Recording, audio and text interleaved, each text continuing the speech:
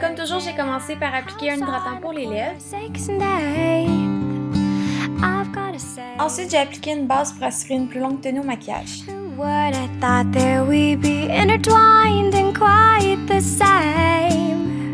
We are the only game I wanna play today.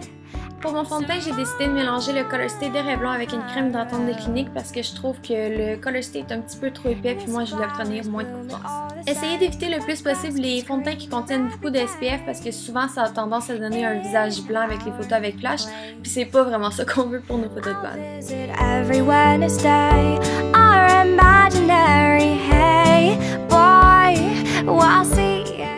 J'ai décidé d'y aller avec un cache-œil qui était un petit peu plus pâle que ma couleur de peau parce que je voulais venir donner un petit peu plus de lumière en dessous de mes yeux.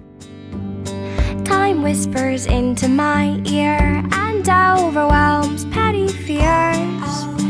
He speaks so sweet, he says. Ensuite, par-dessus, je suis venue rajouter mon Magic Mini qui est un illuminateur de L'Oréal en dessous de mes yeux parce que je trouvais qu'il manquait un tout petit peu de lumière.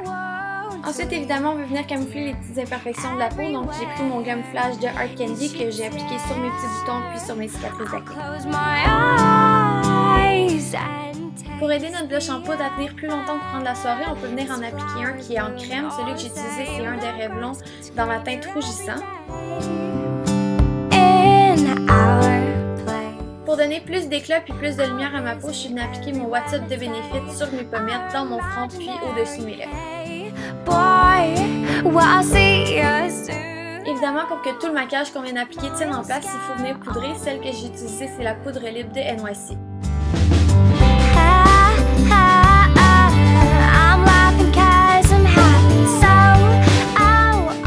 Ça, c'est une des étapes que je trouve les plus importantes, particulièrement quand on prend des photos, c'est de venir donner de la définition au visage. Donc, j'ai appliqué une poudre bronzante de NYC dans le creux de mes joues, sur ma mâchoire, puis aussi pour définir mieux mon nez.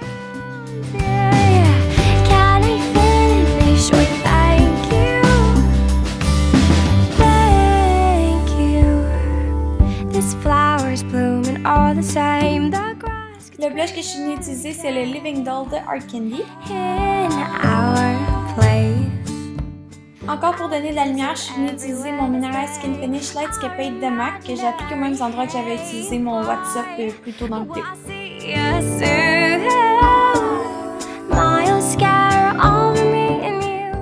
Appliquer une base pour les yeux, c'est super important pour aider les ombres à paupières que vous allez appliquer à tenir toute la soirée puis à rendre les couleurs plus vibrantes. Cette étape-là est optionnelle, mais moi je suis venue appliquer un ruban adhésif dans le coin externe de mon œil pour m'aider à donner plus de définition. J'ai pris la couleur Naked de ma palette Naked que j'ai placée dans le creux de mon œil.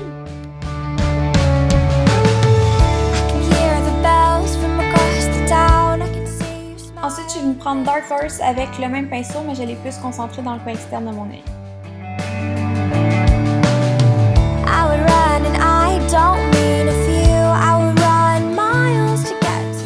Je voulais un peu plus d'intensité, donc je suis venue appliquer Hustle dans le coin externe de mon œil aussi.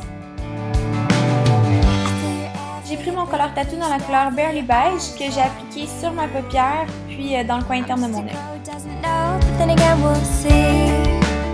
J'ai pas vraiment appliqué dans mon paupière par-dessus la couleur parce que je trouvais que ça donnait un super bel effet tout seul.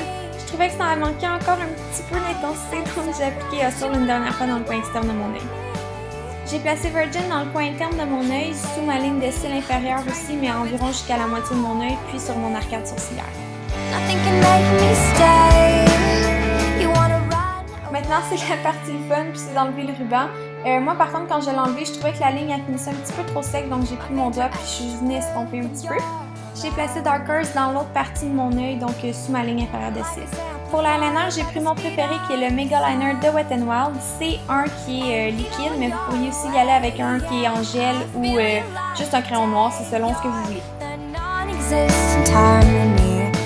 Moi, je suis venue appliquer un crayon noir sur ma muqueuse du bas, puis sur celle du haut, mais vous pourriez aussi utiliser un crayon blanc ou un crayon couleur peau si vous voulez.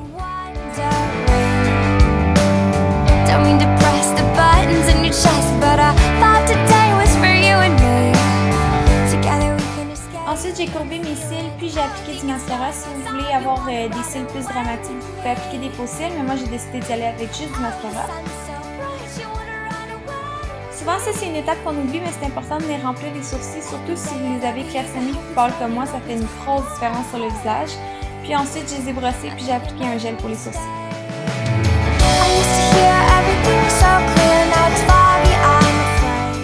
Pour les lèvres, je conseille d'y aller avec un lip stain de Revlon parce que leur tenue est super bonne, donc vous n'aurez pas besoin d'aller tout le temps réappliquer. Puis en plus, vu que c'est sous forme de baume, ça donne pas un effet asséchant comme les autres lip stains. La dernière étape, c'est le gloss, donc je viens d'appliquer un gloss nude de Essence. Et c'est terminé, j'espère que vous avez aimé ça, pensez à bientôt. Bye tout le monde!